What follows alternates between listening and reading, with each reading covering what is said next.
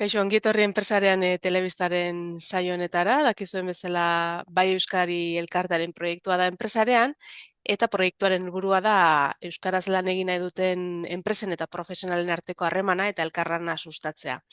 Bai Euskari komunitateko entitateak ekartzen ditugu saio honetara, eta gaurkoan Getxoko San Nikolas ikastolaren txanda da. Euskararen arloan urrats handi bat egin dute, bilera guztiak euskaraz eginez eta ez dakitenentzat itzulpen zerbitzu batekin. Hobeto kontatuko digu hau guztia bertako zuzendari den Gaizka Arrizabalagak. Kaixo Gaizka. Eso, eskerrik asko gonbiteagatik. Bueno, kontua da, gu Algortan gaude, San Nikolas ikastola da Algortako herri ikastola, 60.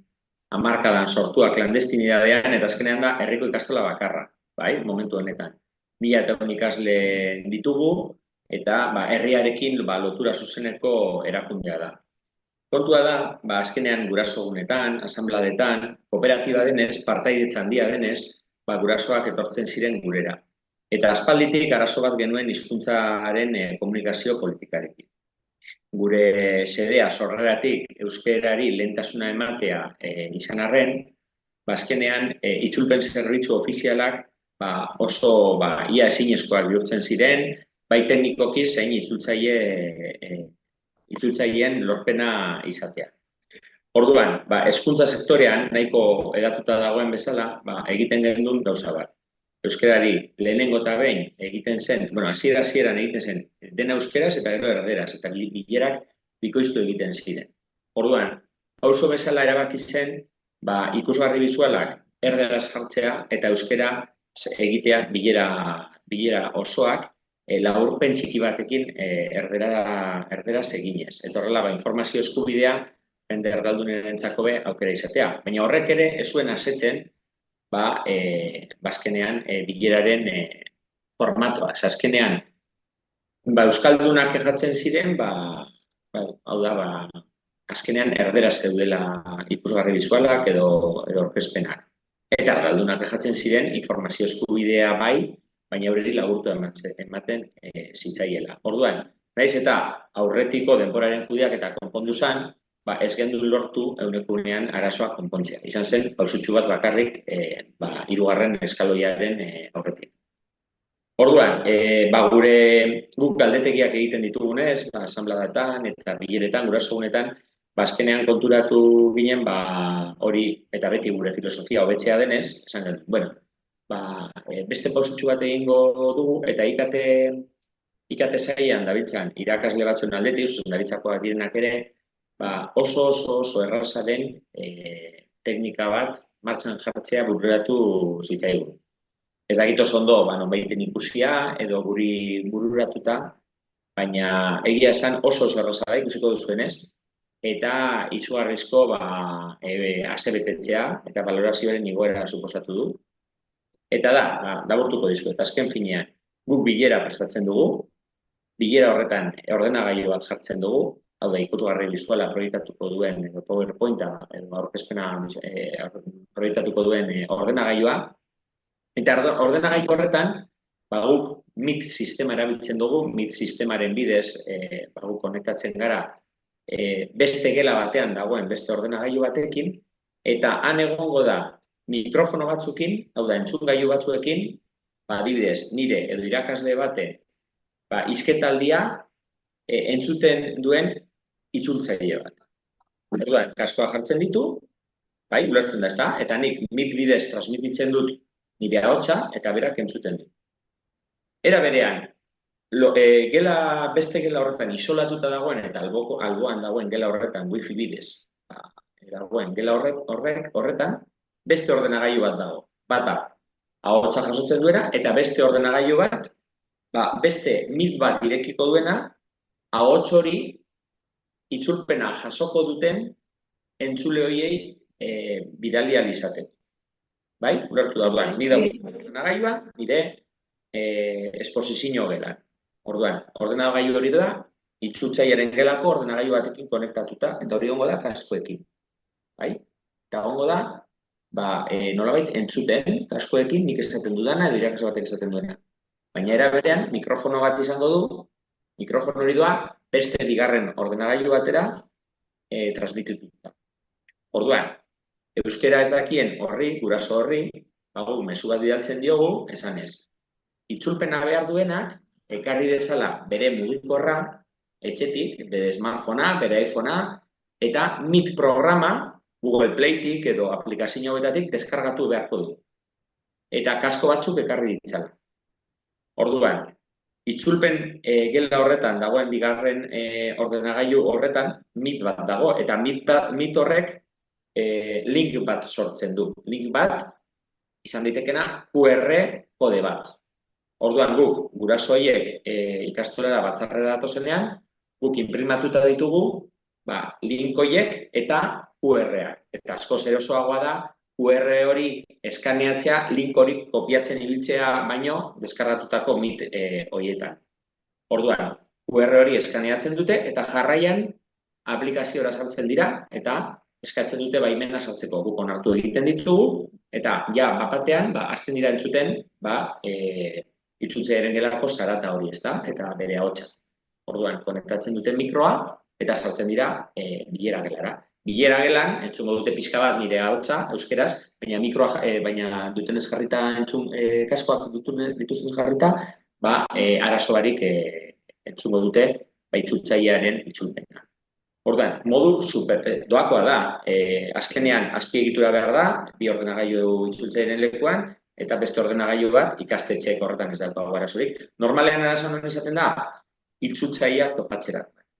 Orduan, guk horrela izaten dugu.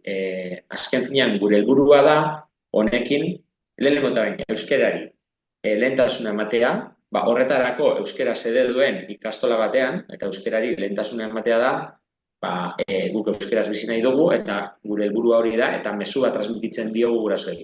Euskeraz bizi nahi dugu, eta euskera izango da gure komunikazio hizkuntza. Hori bai, ez dakienak, informazio eskubidea dauka gaur egun. Orduan, kooperatiba eta hezkuntza erakunde bat denean, orduan, horrek ez badaki euskeraz, aukera izango du, itzulpena jasotzeko, baina guk ez dugu euskeraz egingo. Eta denboraren kudeaketa aldetik ere, ez dugu bikoizten bilera, eta inkluso bigarren pausuan laburpen hori ere editatu egiten dugu, zia zuzenean jasotzen dute orduan. Helburua guztiz beteta euskalduna guztiz pozik, euskerari lehentasuna eman eta ardaldunak ere pozik, ez dutelako denbora gehiago itxaron, eta informazio eskubide berdina bermatua izan delako. Desabantaiak, itzulpena ez da profesionala agian azkenan guk egiten dugu, lantaldeko kideen artean egiten dugu, hori abisatzen dugu, itzulpena ez da profesionala, baina nik uste gutxi gora bera lortzen dela eta balorazioa bidaltzen dugu eta 7,5ko balorazio bat dauka. Azkenean, igual irakasleen parte irakasleak egiten dute, edo zuzendaritzaren partea zuzendaritzako kideren batzuk itzultzen dute. Gero, bolondresak bidaltzen dugu, gure hezkuntza komunitatearen artean, 1.100 ikasle ditugu, hainbat eta hainbat guraso, itzultzailearen bat beti apuntatzen da, ez igual bilera guztietarako, baina igual esanblaetarako eta horrelakoetarako. Eta egia esan, oso pozik gaude sistema honekin. Ikusten duzunez, behar dira, 3 ordenagailu eta espazio bat eta itzultzailea, ezer ez gehiago. Hori da laburtu. Eta horrein, iruditzen zitzagun praktika erraz bat, nik badakigulako, oraindik ikastetxe gehienek, egiten dutelako batzuk, inkluso erderaz, terrible iruditzen zaigula, azkenean erderaz gaur egun hezkuntzan murgiltze ereduan egitea, guraso gehienak behintzat belarri prest direnean, ikusten dituzu oso gutxi direla itzulpen zerbitzua erabiltzen dutena. Igual, gure komunidadean 1000 gurasotik, bilera bakoitzean 60, adibidez, ikasturte hasierako bileretan.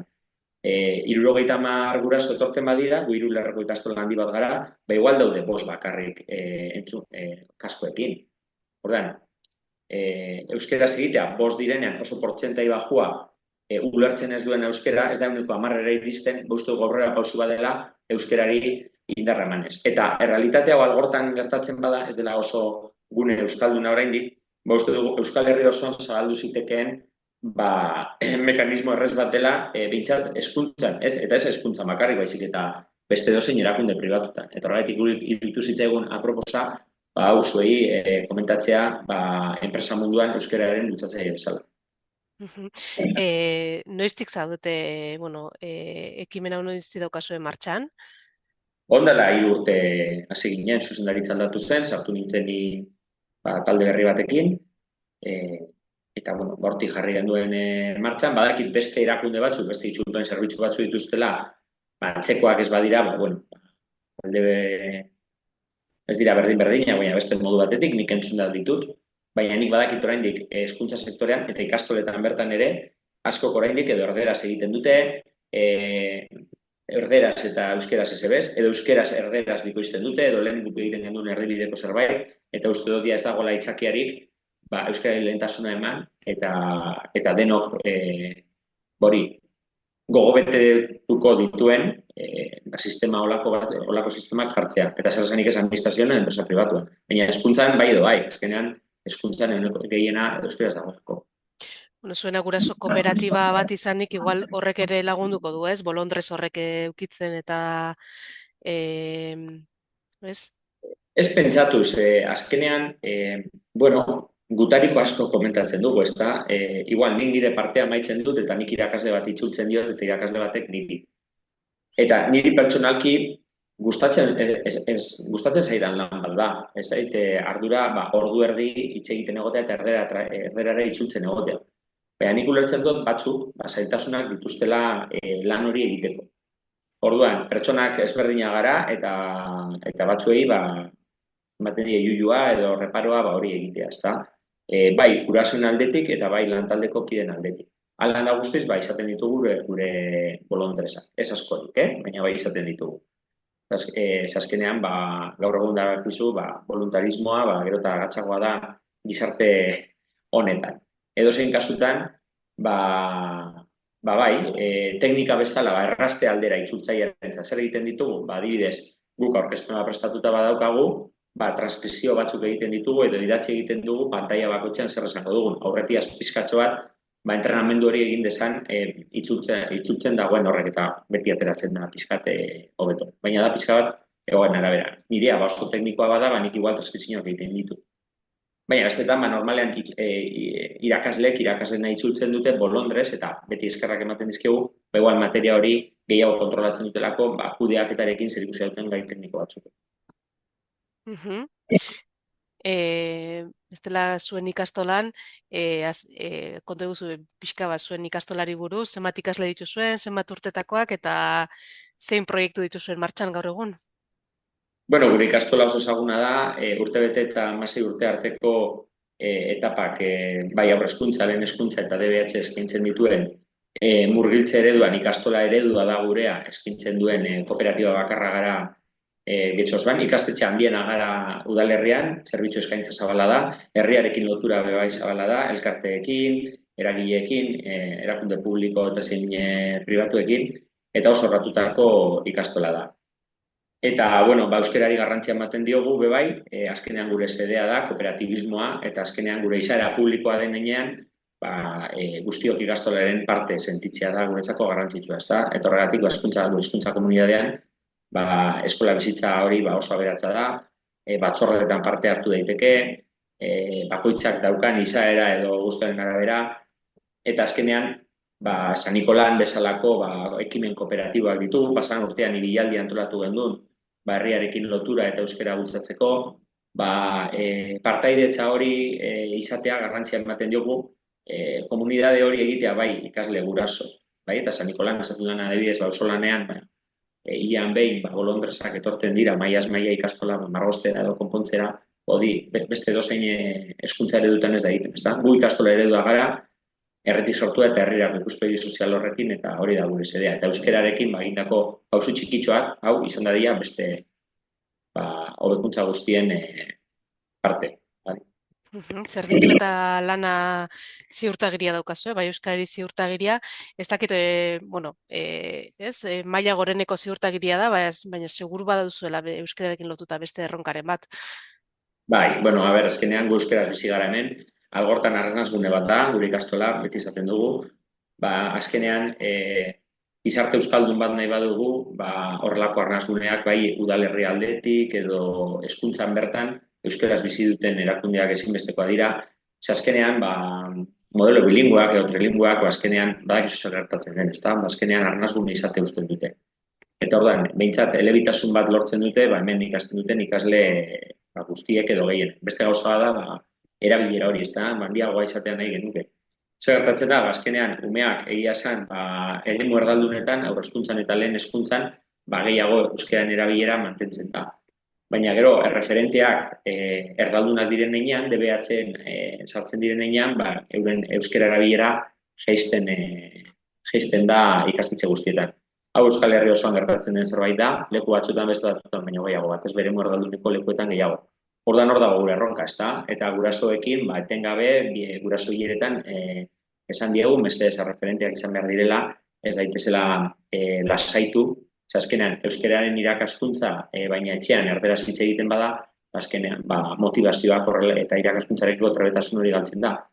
Izan daitezela euskaltzaleak bihotzetik, baina baita ere euskaldunak ahotik, eta hori da etengabe bidaltzen dugun mezua. Eta baita ikasleekin ere, ditugu euskara erabilerarako bultzatzeko programak, izpro, ibarri, sensibilizazioa, jai guztia bultzatzen ditugu, euskaren inguruan euskaraldia, korrika, zer esanik ez, hilaldi bat antolatu dugu. Baina beti da gutxi egin dezakegunarekin alderatuta.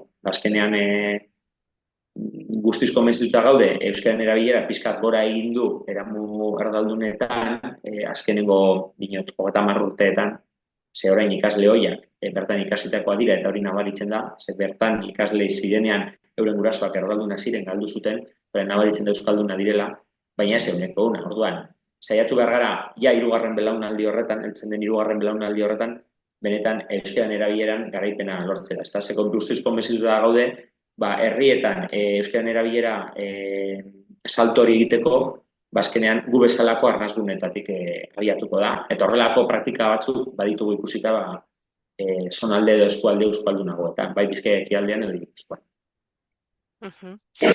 Erronkarik ez da falta, orduan gaizka. Mila esker, enpresarian telebistako elkarrizketa saio honetan parte hartzagatik, eta oso ondo joan da daia proiektu guztia, ikastolako proiektu dana. Eskerrik asko zua, aukera ematearren, eta edozeinek nahi duenak jarri daiteke gurekin kontaktuan, oso erraza den sistema hau konplexua dela ikusten baduzue, galdetzeko. Eta gu prest euskararen gai hau edozein erakunderi zabaltzen dela ikusteko. Eta eskerrik asko aukera ematearren telebista saio honetan saltzen. Mila esker. Agur. Venga, agur.